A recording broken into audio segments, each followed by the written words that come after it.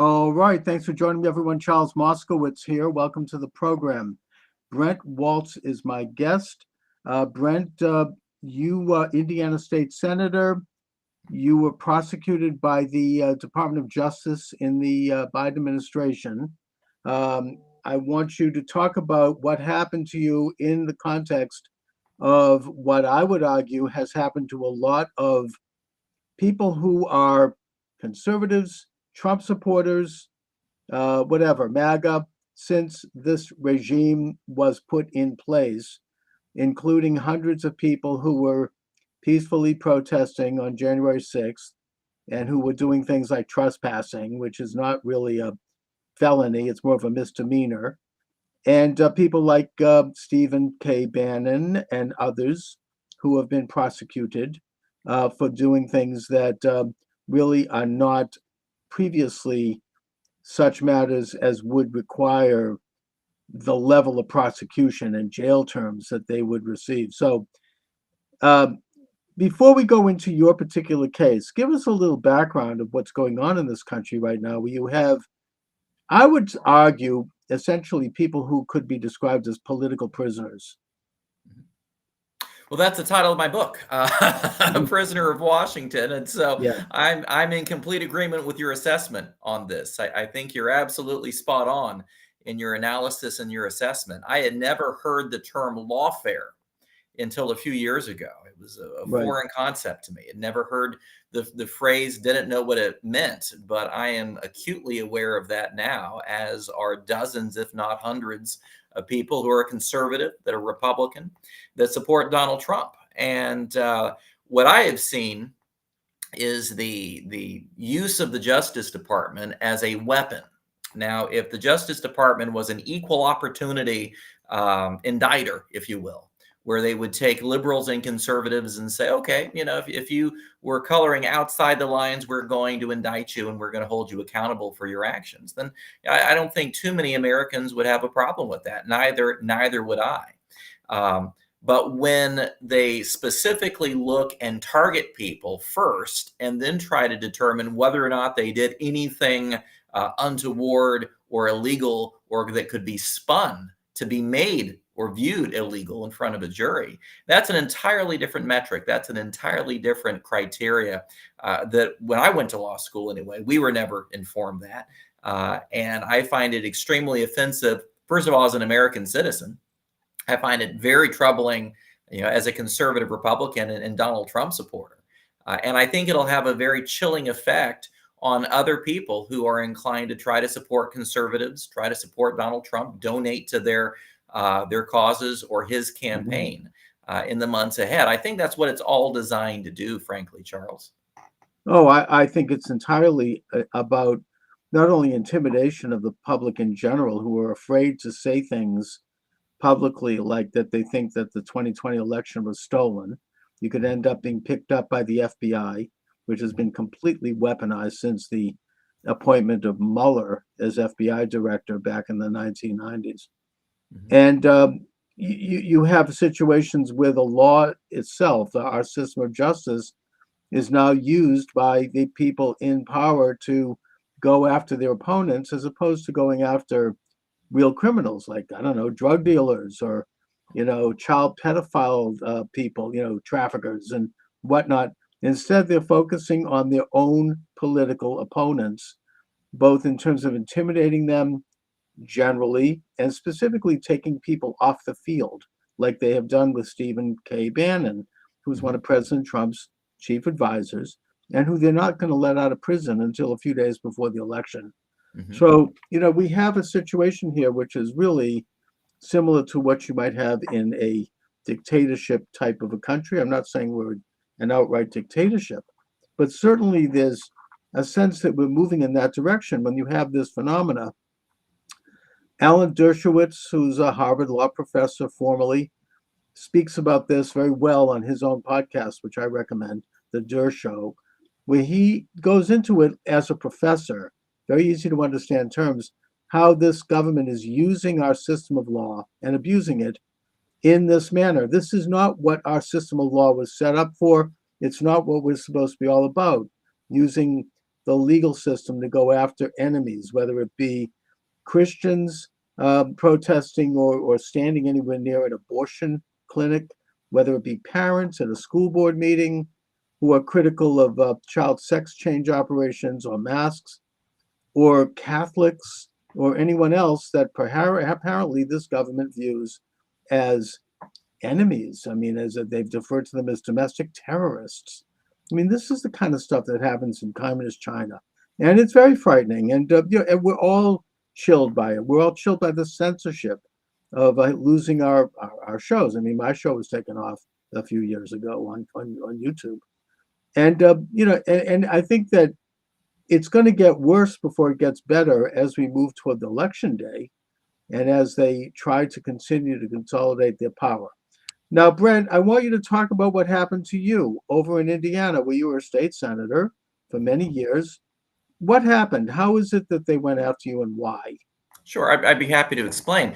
I was a state senator for 12 years, conservative Republican, A+ rating with the NRA, lifetime card carrying member, 100% rating with Indiana Right to Life. So about as conservative of a Republican as you're going to find in one of the reddest of red states. Never had any issues with law enforcement, never had any issues with investigations. 2016, I decide to run for Congress. I lose the election in the primary. One of the gentlemen who's a longtime friend of mine supported one of my opponents. In fact, the Indiana Attorney General at the time was named Rod Radcliffe. He was in the gaming industry, was a majority shareholder in a couple of casinos in Indiana. And even though he did not support my campaign, certainly I considered him a very good friend, known him for 25 years. Again, not really had any issue with law enforcement with him. He's probably one of the most investigated men in the state of Indiana because of his gaming licenses. So the Indiana State Police investigate him. He has to turn in all of his financial statements, his tax returns, his business tax returns.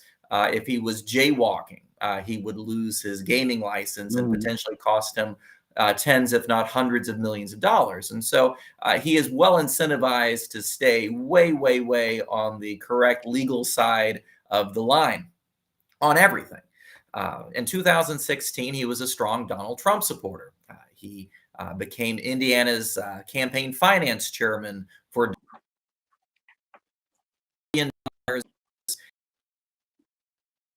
Trump in the summer of 2016. Shortly after he was named campaign finance chairman for Indiana, the FBI calls me.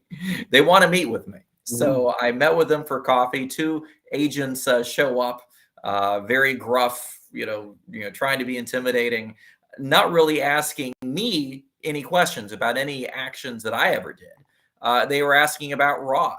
They were saying, do you know anything that Rod has done that might be illegal? Are there any people who might know something? Can I just ask you a question here? Did you, when you went to the FBI, and by the way, this is James Comey's FBI under Obama, and your governor was running as part of the team as vice president, that being Mike Pence. Yes. So it's not like it was a big secret to be a Trump supporter in Indiana at that time. Right. But when you went to this meeting, did you go with a legal counsel and with witnesses? Because I think that when one goes to a meeting with the FBI, it should be like you're going to a meeting with the IRS. It's not that you did anything wrong, but you want to make sure that everything is on the record, everything is filmed, every question is answered with a legal counsel sitting next to you, because they may engage in a thing called entrapment, like they did to General Michael Flynn and others. They'll find some little technical thing. Oh, I did this on March 3rd, but it actually was March 4th. I did it at 2 o'clock. Well, it was actually 3 o'clock. And they'll get Then they you can charge you with a felony, lying to the FBI. Correct. Yeah, that's right. That's right. So is that what happened here? No, in my case, I had done nothing wrong. And let me assure you, as somebody who I'd like to think is reasonably legally sophisticated, I went to law school. Had I done anything that could have even been remotely viewed as negative, I would have lawyered up. I would have had an army of lawyers with me, or I just simply would not have had the meeting. But in this case, I thought back, is there anything that, they He went could in they as an innocent, honest American being called into a meeting by a government agency, figuring, okay, maybe I'll help out here. What do you need? You know what I mean? You weren't like suspecting any kind of entrapment. No, not at all. And more to the point on that, Charles, you're absolutely right. Is that when I asked, as I think most people would, when you originally get a phone call like that, what is this pertaining to? Of course, they won't tell you. They'll say, "We have some issues we'd like to discuss with you." Well, oh, okay. And it was all about Rod. They wanted. He was pushing for some legalization of marijuana legislation. A Okay. couple years before that. Nothing illegal about that. He has every right to advocate for that. I opposed the legalization of Right. marijuana. I voted But that's against a the political legislation. opinion. Okay. And I said, well, yeah, as far as I know, he's done nothing illegal about this. He has every right to advocate as a.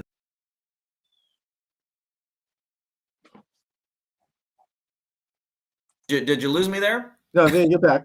No Okay. problem. He has every right to advocate this. I opposed his view.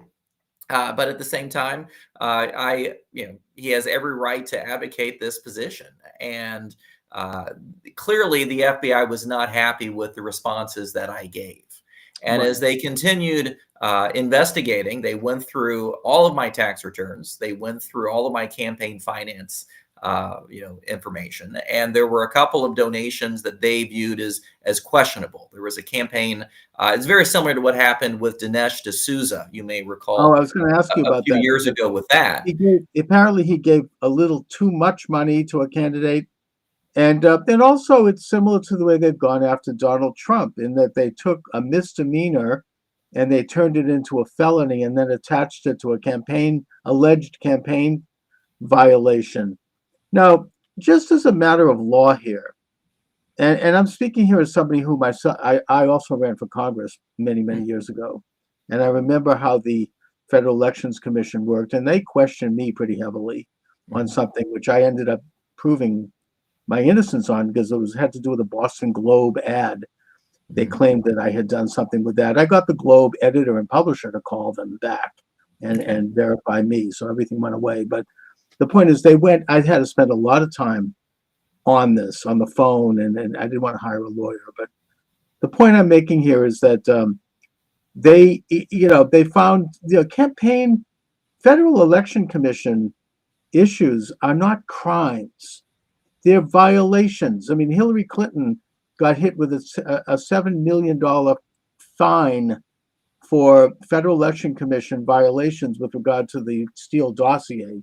But it wasn't a crime. It was a misdemeanor. And she paid the $7 million or campaign, probably some rich, I don't know, George Soros, maybe, I don't know, somebody stepped forward and they paid the fine for her. So why is it then, therefore, a crime for you or a crime for Well, it Donald Trump? apparently was a crime if you're a conservative Republican because I Yeah, that's spent what I mean. 176 days in captivity. So it may be okay for Hillary to do these sorts of things, but apparently if there's any confusion on a campaign finance, and the irony to this is that the person who donated the money to my campaign was interviewed by the FBI 3 times. And he admitted to doing it. And he also said that I had no knowledge of this. In fact, he said that he intentionally tried to keep this from me. And the FBI had this information. They had these, on the record. And rather than charging him with lying to the FBI if they didn't believe him, I'm assuming that they would have or should have done that. They kept that information out of the grand jury. They intentionally hid information that would have been exculpatory, to me, in order to get an indictment. And this is something that, unfortunately, in lawfare, they do. The Department of Injustice, as I refer to them, they're consistently doing things like that. In the case of Brent, let me just ask you on this point. If someone is in a situation like that, where a grand jury is having evidence withheld, isn't there some kind of a legal recourse there? I mean, doesn't the grand jury hear minutes of a trial where that evidence can be presented? I mean, if you have evidence, exculpatory evidence that would exonerate you, don't you have a legal venue to present that evidence? Well, you do a trial, but you don't during the grand jury process. The grand jury Okay. process is secret. I never had an opportunity to testify before the grand jury. So essentially, you have rumors that they're investigating you, and then the next thing you know, at 5:20, I'm sorry, 6:20 a.m., you get a knock on your door with a half dozen armed FBI agents, getting ready to invade your home and slap handcuffs on you. That's the state of justice in the United States today. And you've never, I mean, this is what happened to Roger Stone. And in his case, I mean, there you have, they pull an elderly man out of bed and drag him out onto the front lawn in his underwear with the CNN cameras rolling. Apparently, they knew about this in advance. And they bang his door down with a bludgeon, and they're showing up guys in like SWAT outfits. He's never Well, and I committed a crime. described this in my book, POW, Prisoner of Washington, that I had seen what had happened to some of our fellow conservatives. And so Right. not wanting to have a picture of my hair all, sticking out or, being drug out of my home in my underwear, first thing in the morning, I took a Right. page from General Mattis, who said that during a period of high tension in North Korea, he slept fully clothed. And so that he'd be able to get up, at Yes. literally a second's notice and be Yeah, but ready in this for. case, this is America, and they're doing a perp walk, Oh and yeah, it's no, taking it's pictures, and designed to it's trying to humiliate. It's yeah, it's an designed to try to intimidation, and color, I think, public perception well, they because. want to destroy your reputation in public. I Oh, mean, exactly right, this is exactly right. defamation, in the classic sense to do this. So you're dragged out into the front lawn, and then what happens? Well, yeah, actually, it was more into a black SUV, but Okay. they then go through and they put you in a local jail cell. I had a co-defendant who was the general counsel of the company that Rod Radcliffe was in charge of. And they got him on a minor income tax violation. Hmm. He apparently, a company that this company involved, apparently mislabeled a professional service contract, and it was a campaign contribution instead. And it was about a $14,000 tax liability. This is a company that was doing $720 million in sales of the year in question.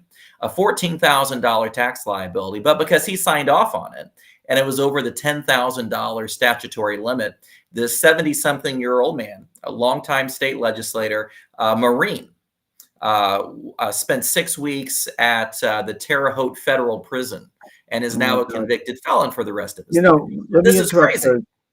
Even if he knew that there might be a question about the classification of that deduction or that contribution, that still is the type of situation that normally would be handled by an accountant meeting with the IRS, doing some kind of negotiation, and then if you are found to be in error, you pay the difference. I mean, you end up being billed, being fined with interest, and that's how it works.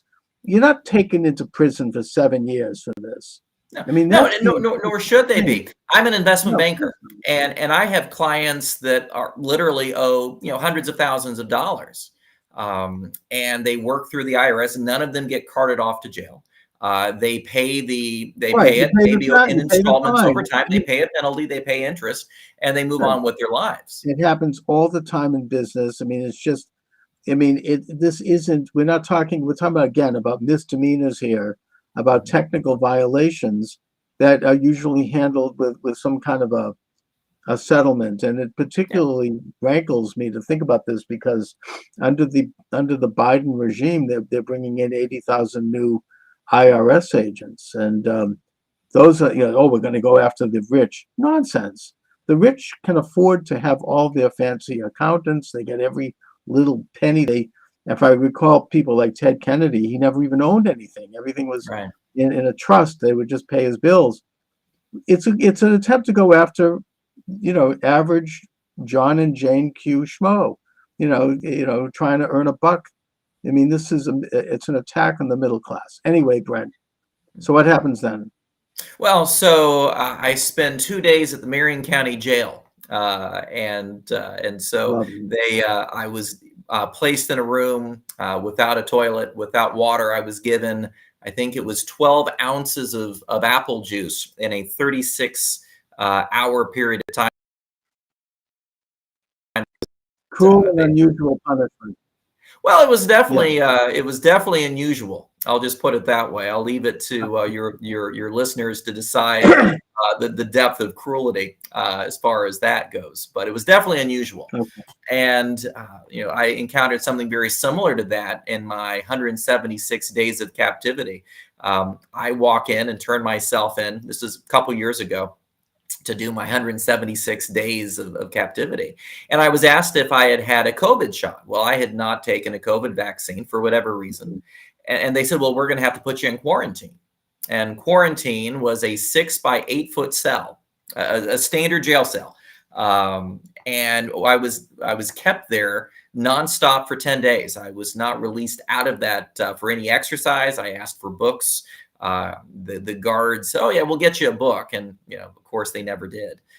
That's the kind of now that is cruel and unusual punishment. That is a direct violation of a citizen's constitutional rights. At least they didn't forcibly. At least they didn't forcibly jab you. Well, that's true. That is absolutely true. They say we can give you a jab, or we can keep you in this 6 by 8 foot metal box for a week and a half. I chose the box, but to each their own. Right, I would have too. So after that little stint, what happens? Well, after that, then everything was fairly calm and peaceful. When I was by myself in my jail cell for that 10 days, I started writing my book. I thought that somebody needs to chronicle this. I think of myself as a pretty decent writer, and I said, I can either hide in the corner and let these people win, or I can shine a bright light, as former Justice Felix Frankfurter used to say, that sunlight is the best disinfectant. And so I thought at that point it would be a good idea for me to share my experience. Both to make people aware of what is out there and what the government does do and can do, and hopefully allow those people who are in positions of authority, our Congress, our court system, to be able to understand this and start asking some very hard questions of these bureaucrats who have never held a day of elected office in their life. And maybe they're just grumpy that they lost their student council election in 8th grade. I don't know. But for whatever reason, they seem to want to target conservative Republicans who did. And, they get here these we are. sadistic people to kind of do the dirty work on the front lines. Yeah. And to pull this kind of thing off. And at least they gave you pencil and paper. Well, I had to use they didn't give me paper. They give you a manual of do's and don'ts, right? So I used actually the back page of that to begin writing my journal. And they had it's not really a pencil. They have a small, it's about an inch long, kind of a rubberized, graphite thing that you have to kind of use your thumb and forefinger with, kind of drill down and use that. Took a great deal of effort to write, but I wasn't going anywhere, and apparently I had plenty of time at that point. So, sounds like something they do in Siberia.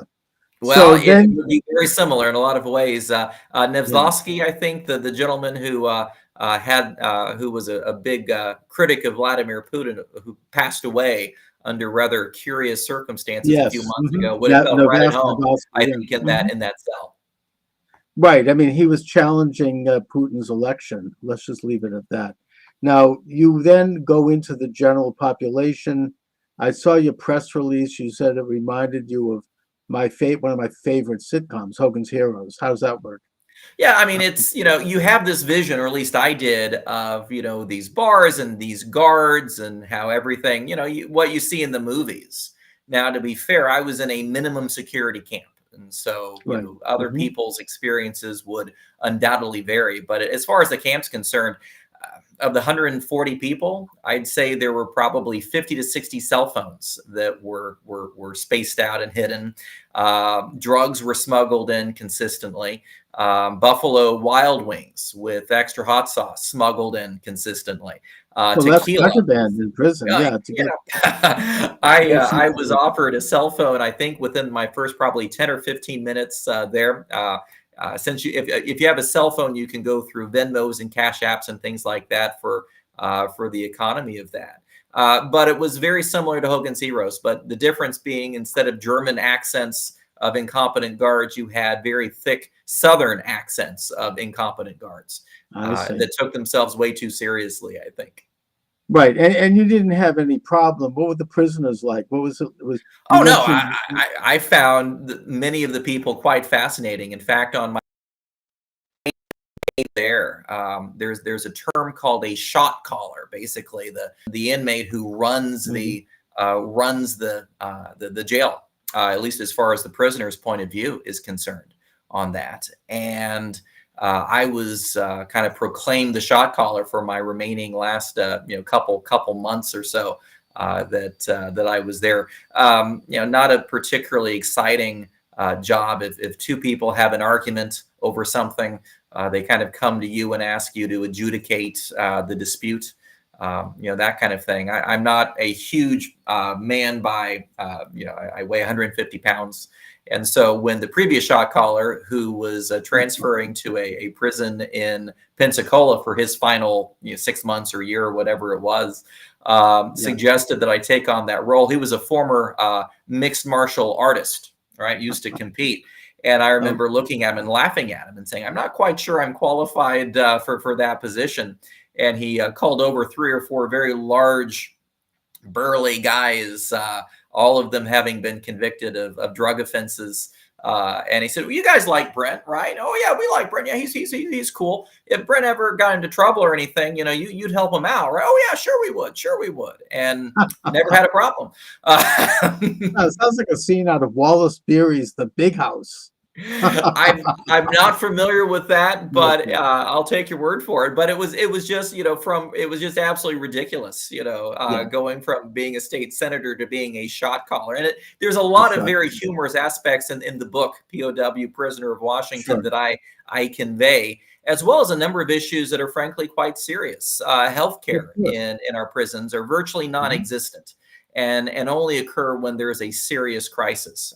I didn't know this, that if you have a cavity, you're given 2 choices in prison, whether you're in long-term or short-term, a camp or in Supermax. The dentist will either extract your tooth, just yank it out, or it'll rot out on its own. There's no such thing as fillings. No drill in federal prison. They're prohibited. Dentists are prohibited doing it by contract, which I thought was interesting. So no, that's serious, and it could be a serious health problem. Absolutely. I know that I've heard stories like that here in Boston with prisons. So I mean that's and you also talk about racism in prison. Absolutely. I was at the camp during Martin Luther King Day. And I was very surprised when the guards would go up to African-American inmates and wish them a James Earl Ray Day. Of course, the assassin of Martin Luther King. Yeah. And just not one guard, multiple guards did this. They thought it was hilarious. During holiday meals, they try to have a meal that's reflective or endemic of the holidays. So for Thanksgiving, we're given turkey. Christmas, we were given a Cornish game hen, for our meal. They gave us fried chicken and melon for Martin Luther King Day. You just can't make this stuff up. Well, that's a cultural thing, but it's something. It's definitely something. So Brent, here you are. You've gone through the fire, as it were, and you've come out pretty sound and pretty safe. You seem like you're in good shape, thank God. What are you up to now that you're out, and are you getting back into politics? Well, my first thought, of course, I'm blessed. I'm fortunate to be in a financial position that I really don't need to explain myself to a potential employer. I'm not married. My family's always been very supportive of me going through this legal process, and so I appreciate my parents and very much in this regard. And so I think it's important first to be able to publicize, my story. I don't, plan on making any money on this book. I will donate it to charity. That's not my purpose of this. It's strictly to shed some light on lawfare and what the Department of Injustice does to conservative Republican Donald Trump supporters. Personally, I continue on with my private equity venture capital business, and so and that's done fairly well, thankfully, over the years, and hopefully will continue to do so in the years and decades ahead.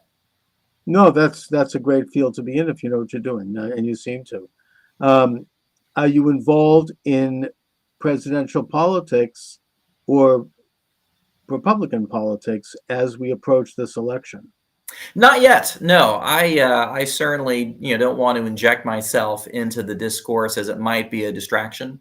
I think it's important first to be able to explain what has happened, and then let my fellow Republicans decide in what role, if any role, they would like me to play in terms of the public discourse. And so at this point, in terms of the overall public relations or public discourse, I think the best thing I can do is to shine a light, shed some light on what's happened to the Michael Flynn's of the world, the Roger Stones, the Paul Manaforts, the Peter Navarros, and the list goes on and on and on, because it's a very recurring, consistent thing.